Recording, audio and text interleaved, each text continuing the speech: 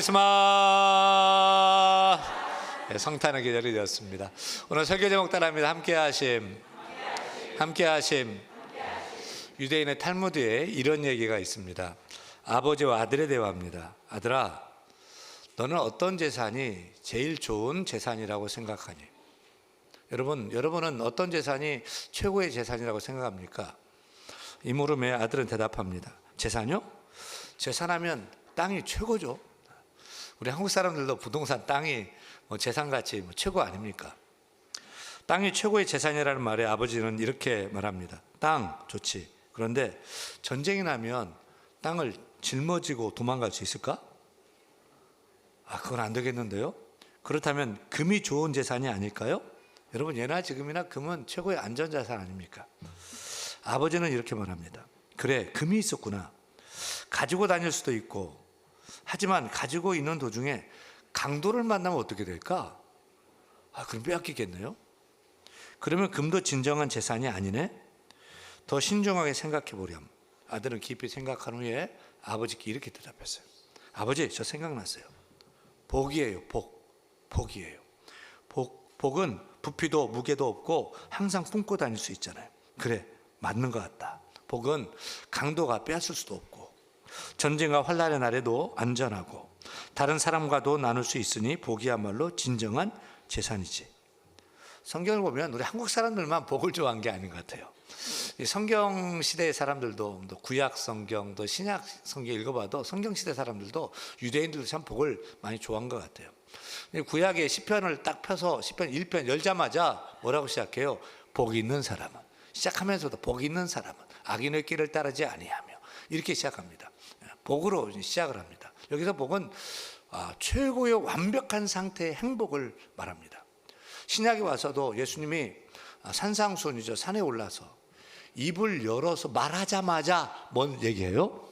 복을요. 한두 가지 복도 아니고 8가지 복, 8복을 얘기합니다. 심령이 가난한 자는 복이 있나니 천국이 저들의 것이며, 애통하는 자는 복이 있나니 위로를 받을 것이며, 온유한 자는 복이 있나니, 마음이 청결한 자는 복이 있나니, 복을 계속 얘기합니다. 그러니까 이스라엘 유대인들은 구약 백성이나 신약 백성이나 우리들처럼 참 복을 좋아하는 것 같습니다. 그런데 신약 성경이나 구약 성경에서 말하는, 성경이 말하는 복은 어떤 복일까요? 골드바일까요? 부동산 땅일까요? 요즘식으로 주식 같은 금융자산을 말하는 것일까요? 여러분, 성경에서 말하는 복은 다른 것이 아닙니다. 하나님입니다. 하나님이 복입니다. 골드바가 복이 아닙니다. 부동산 코인이 복이 아닙니다. 하나님이 복입니다. 하나님의 복의 근원입니다. 하나님의 복의 시작입니다. 하나님은 복을 주시는 분입니다. 하나님을 떠나서는 복이 없습니다. 그래서 시편의 시인은 하나님께 가까이함이 내게 복이다. 여러분, 복이신 하나님을 가까이함이 참된 행복, 참된 기쁨이 되는 것입니다. 그런데 놀라운 사실은 그 하나님이 우리와 함께 하신다는 거예요. 복이신 하나님이 나와 함께 한다, 우리와 함께 한다는 거예요. 성경에 읽어보면은 내가 너와 함께 하리라는 이 약속이 보석처럼 여기저기 반짝반짝 빛나고 있는 것을 볼 수가 있어요. 하나님은 그 이상 우리에게 주실 것이 없어요. 하나님이 함께 하심보다. 또 우리도 하나님이 함께 하심보다 그 이상 더 필요한 것도 없어요.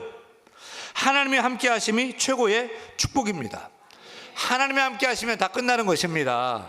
충분한 줄로 믿습니다. 여러분, 우리가 예수 믿고 받은 가장 큰 복은 다른 것이 아닙니다. 하나님의 함께 하심입니다. 하나님의 함께 하시면 가장 큰 복인 줄로 믿으시면 아멘. 어떤 문제를 놓고 기도할 때에, 또 기도 응답이 오지 않을 때에 여러분 낙심하지 마세요. 염려하지 마세요. 우리에게 필요한 것은 문제 해결이 아니고 하나님의 함께 하심입니다. 여러분, 하나님이 응답인 줄 믿으시면 아멘. 하나님이 해결인 줄로 믿습니다. 그 하나님이 함께 하시면 문제가 답이 되는 것입니다. 하나님이 함께 하시면 위기도 기회가 되고요, 하나님이 함께 하시면 실패가 아닙니다. 실패가 끝이 아닙니다. 하나님이 함께 하시면 사람의 실패도 성공의 문이 되는 것입니다. 하나님이 함께 하시면 곧 구원입니다. 함께 하심이 능력입니다. 함께 하심이 사랑이고 평안이고 형통입니다. 우리 모두 하나님이 함께 하시는 축복의 사람 다 될 수 있기를 축원합니다. 축원합니다. 여러분, 멀리 여행 갈 때 동행하는 사람이 누구냐에 따라서 즐거운 여행이 될 수도 있고 반대로 괴로운 여행이, 힘든 여행, 불편한 여행이 될 수 있을 거예요. 그런데 만약에 여러분의 그 여행을 가는데 룸메이트가 하나님이에요. 하나님이면 여러분 좋아서 와 하나님 환호성을 지르겠어요? 아니면 불편해서 신경 쓰이는 그런 여행이 될 것 같아요? 솔직히 하나님이 내 룸메이트예요. 하나님 내 인생의 룸메이트 너무 좋아. 아니면 힘들 것 같아요. 바꿔주세요. 할 것 같아요. 하나님과 여행하는 것이 불편하다면 이유는 두 가지 중에 하나일 거예요. 하나는 하나님을 오해하고 있기 때문일 거예요. 일주일에 한 번, 1시간 이렇게 교회 나와서 예배하며 하나님 함께하는 것은 오케이, 괜찮아요. 근데 하나님과 방을 같이 쓰면서 여행을 하는 것이 힘든 것은 하나님은 꼰대 같고 너무 엄격하고 하지 말라, 이거 하지 말라, 막 고지식하고 이런 하나님으로 오해하고 있기 때문일 거예요. 또 다른 하나는 뭘까요? 그것은 우리 안에 있는 죄 때문일 거예요. 하나님이 좋은 하나님인지 선한 하나님인지 잘 알아요. 근데 하나님한테 내 죄가 들킬까 봐, 발칵될까 봐 좀 두려워서 걱정돼서 하나님을 기피하고 있는 것인지도 모릅니다. 그런데 여러분, 우리와 함께 하시는 하나님은 어떤 하나님일까요? 우리가 시편 139편, 시편 중에 진주죠. 계속해서 우리가 오늘 가장 세 번째 살피고 있어요. 시편 139편은 크게 네 문단으로 나뉩니다. 한 문단에 6절씩 6, 4, 24, 24절로 되어 있어요. 각 문단마다 다윗이 하나님 어떤 하나님을 믿고 의식하는지 하나님의 모습을 우리에게 노래하고 있어요. 첫째 문단인 1절에서 6절까지는 모든 것을 다 아시는 하나님입니다. 하나님은 전지하시다, 다 아신다. 그리고 1절 이렇게 시작하죠. 읽습니다. 여호와여 주께서 나를 살펴보셨으므로 나를 아시나이다. 따라합니다. 하나님은 나를 아신다. 말하지 않아도 내 생각을 아신다. 내 혀의 말도 아신다. 내 마음도 아신다. 내 형편도 아신다. 나보다 나를 더 잘 아신다. 믿으시면 아멘. 그 하나님은 어떤 하나님입니까? 5절이죠. 5절 읽습니다. 주께서 나의 앞뒤를 둘러싸시고 나를 일에게 안수하셨나이다. 하나님 나의 앞뒤를 둘러싸서 보호하십니다. 지켜주십니다. 두 번째 문단은 7절부터 12절까지인데요. 어떤 하나님이죠? 하나님은 무소부재하시다. 무소부재, 없는 것이 없이 다 계시는 무소부재하신 하나님이시다. 그래서 우리가 하늘에 올라가도 거기 계시고, 수월, 지옥, 인생 바닥, 인생 지옥 경험할 때도 거기 계시고, 바닥 끝, 그 위험한 곳, 낭떠러기 같은 곳에도 거기서도 주께서 계신다. 그 하나님께서 어떻게 역사하시냐면 9절과 10절입니다. 읽습니다. 내가 새벽 날개를 치며 바다 끝에 가서 거주할지라도 거기서도 주의 손이 나를 인도하시며 주의 오른손이 나를 붙드시리이다. 무소부재하신 하나님이 없는 것이 없이 다 계신 하나님이요 우리의 걸음을 인도해 주십니다.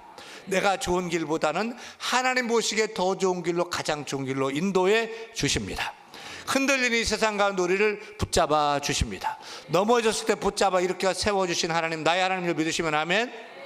오늘 세 번째 문단이죠. 13절부터 18절입니다. 어떤 하나님입니까? 따라합니다. 우리와 함께 하신 하나님. 우리와 함께 하신 하나님. 네 번째 문단 마지막 구절 18절은 이렇게 노래하죠. 읽습니다. 내가 깰 때에도 여전히 주와 함께 있나이다. 사람이 잠잘 때는 무방비 상태잖아요. 고나게 잘 때 도둑놈이 들어와 다 가져가도 몰라요. 강도가 들어와서 코베어가도 몰라요. 근데 잠에서 깨어보니 무방비 상태가 아닌 거예요. 잠잘 때에도 그 능력 많으신 하나님이 우리와 함께 하신다. 사랑하는 여러분, 우리 하나님은 함께 하시는 하나님입니다. 낮이나 밤이나 어제나 오늘도 영원히 함께 하시네. 괴롭고 슬플 때 낭망하여 넘어져도 결코 나 혼자가 아닙니다. 사람들 다 떠나고 등 돌려도 기억하세요. 하나님이 함께 하십니다. 나와 함께 하시고 우리와 함께 하십니다. 특별히 시인은 우리 인생 여행에 함께 하신 하나님은 어떤 하나님인지 이렇게 밝히고 있으면 우리는 주목해야 돼. 13절부터 보면은 전능하신 하나님이 함께 한다는 거예요. 능력 많으신 능력자가 함께 한다는 거예요. 창조주, 그것도 우리를 만드신 그 창조주, 능력자, 전능자가 함께 하신다는 거예요. 여러분, 하나님 만드신 창조 세계를 보면 정말 어메이징해요. 놀랍고 신묘막측, 심히 기묘해요.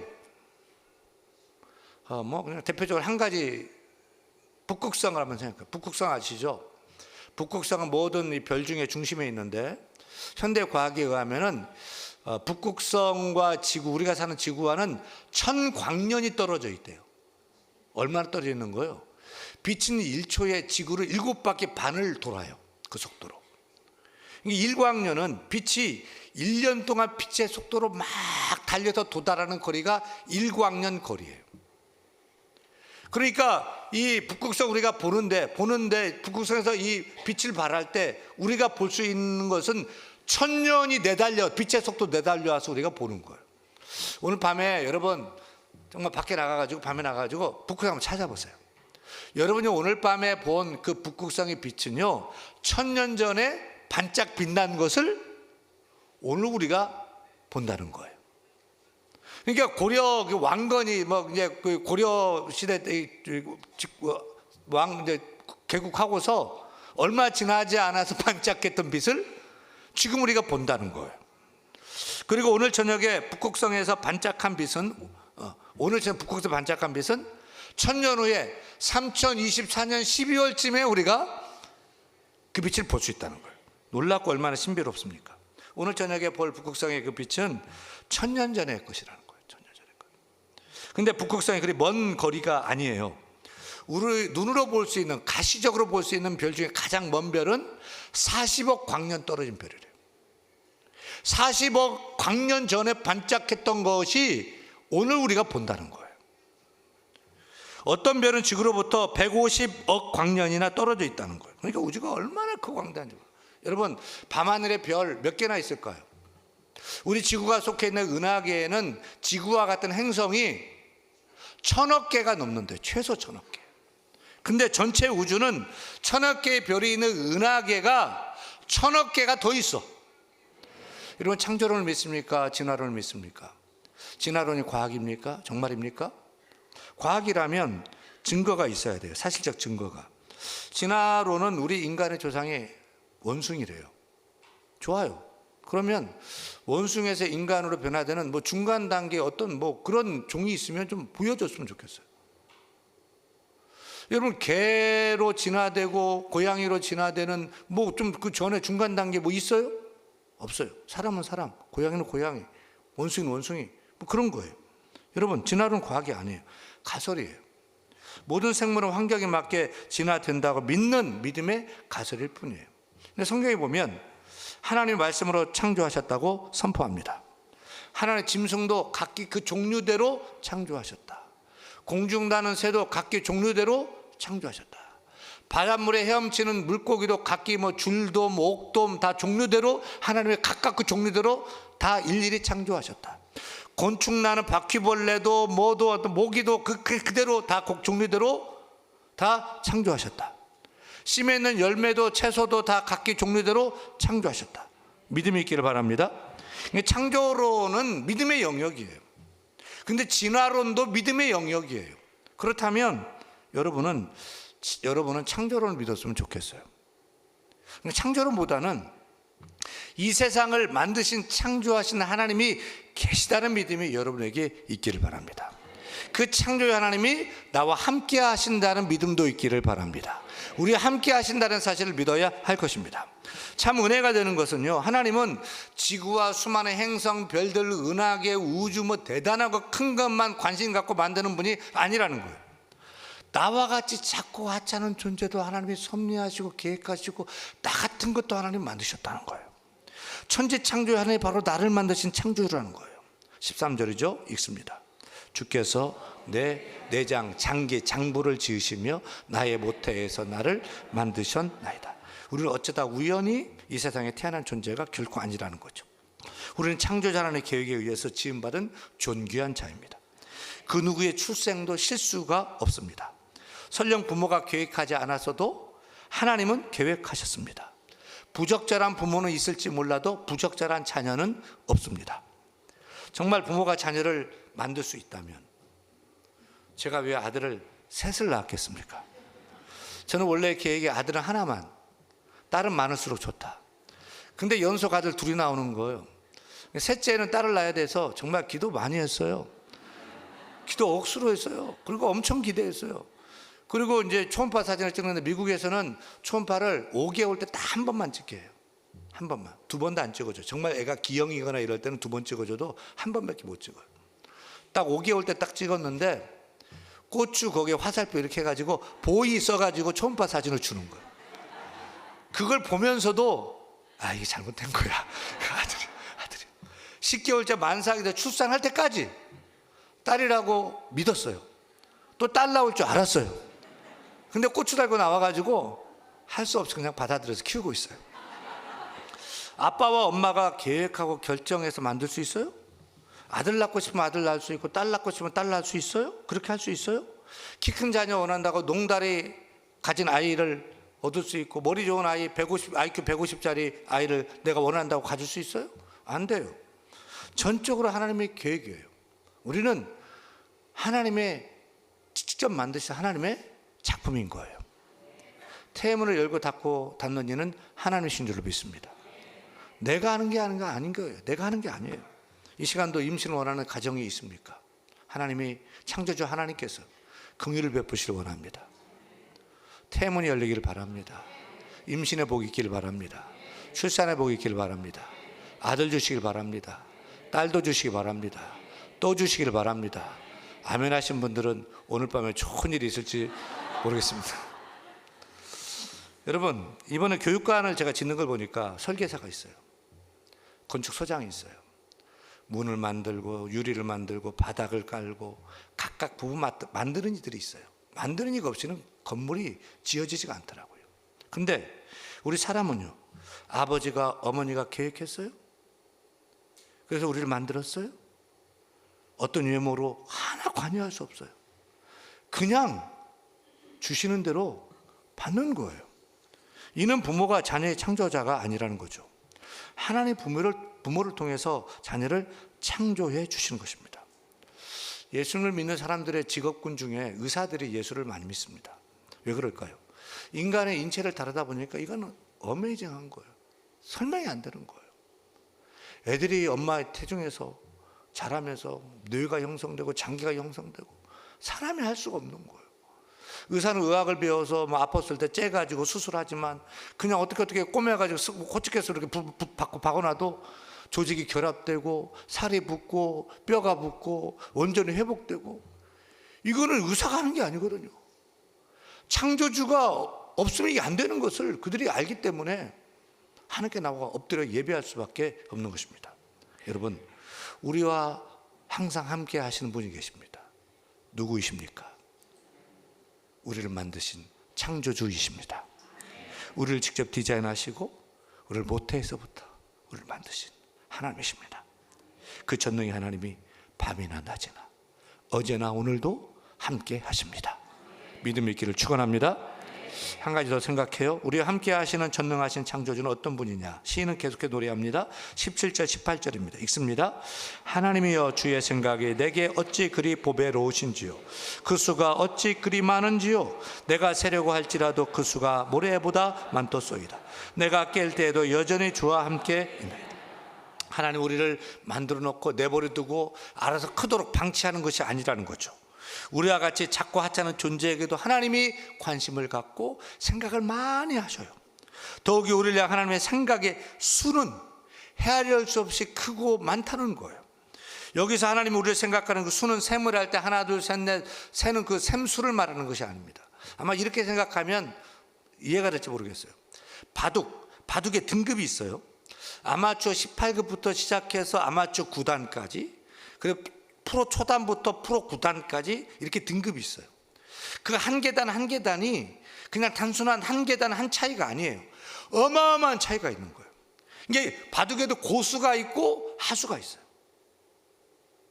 이게 고수인 프로 9단이 입신의 경지에 이른 사람이 자기와 그냥 그 막상막하인 사람 만났을 때 몇 수를 내다볼까요? 그러니까 완전 하수하고 게임을 할 때는, 대국할 때는 백수를 넘게 본다는 거예요. 근데 막상 힘을 막 겨루는 사람하고 할 때는 10수 정도 내다본다는 거예요. 내가 이렇게 두면 상당히 이렇게 둘 거야. 그럼 나 이렇게 두겠지? 둬야 되겠다. 이렇게 하면서 수싸움을 하는 거죠. 그러면 하나님과 이세돌 같은 프로 구단과 대국할 때 누가 고수일까요? 이세돌이 대단하지만 하나님의 수를 알 수 있을까요? 읽을 수 있을까요? 예측하고 하나님보다 앞서 나갈 수 있을까요? 이세돌이 아무리 바둑을 잘 두어도 하나님 앞에서는 흑돌을 잡는 하수 중에 하수. 아마추어 18급쯤 되지 않겠습니까? 여러분, 우리와 함께 하시는 하나님은 어떤 분이십니까? 바로 이런 분이에요. 전지하셔요. 전능하셔요. 창조주예요. 모르는 게 없어요. 할 수 없는 게 없어요. 다 하셔요. 전능자셔요. 근데 고수예요. 그 하나님, 고수인 하나님이 우리에 대해서 많은 생각을 가지고 계셔요. 많은 수를 가지고 계셔요. 우리를 향한 이 많은 높고 크고 깊은 많은 수를 갖고 우리와 함께 하셔요. 아멘. 때로는 우리가 하나님 이해가 안 될 때가 있어요. 억울한 일을 당할 때, 고난 당할 때, 병들었을 때 하나님을 이해하지 못하고 원망할 때가 있어요. 당연하죠. 하수가 고수의 뜻을 어떻게 헤아릴 수 있겠어요? 당연히 이해가 안 되는 거예요. 고수이신 하나님의 생각은 우리의 생각과 다르다는 사실을 기억하시기 바랍니다. 고수의 생각은 높고 높은 거예요. 헤아릴 수가 없는 거예요. 바다처럼 깊고 넓고 헤아릴 수가 없는 거예요. 따라서 정말 이해가 안 되고 납득이 안 되어도 하나님을 믿고 신뢰하세요. 하나님을 의지하세요. 하나님과 함께 하세요. 수가 없어. 수가 없어. 별 수가 없잖아. 우리는 수가 없어요. 별 수가 없어요. 그러나 하나님은 별의 별 수를 다 가지고 계세요. 이제 성탄의 계절 12월입니다. 이 땅에 오신 우리 아기 예수의 이름, 별명이 무엇입니까? 임마누엘입니다. 우리 주님은 우리와 함께하기 위해서 이 땅에 오셨습니다. 그리고 함께 하셨고요. 이 땅을 떠날 때도 약속하십니다. 내가 세상 끝날까지 너희와 항상 함께 있으리라. 약속하신 주님은 지금도 우리와 임마누엘 함께 하십니다. 임마누엘 예수님은 바로 우리의 창조주이십니다. 구원자이십니다. 그 임마누엘 하나님은 죽기까지 우리를 사랑하십니다. 지금도 우리를 향한 헤아릴 수 없을 만큼 크고 높으신 생각과 별의 별 수를 다 가지고서 우리 가운데 임마누엘 하십니다. 함께 하십니다. 믿으시길 바랍니다.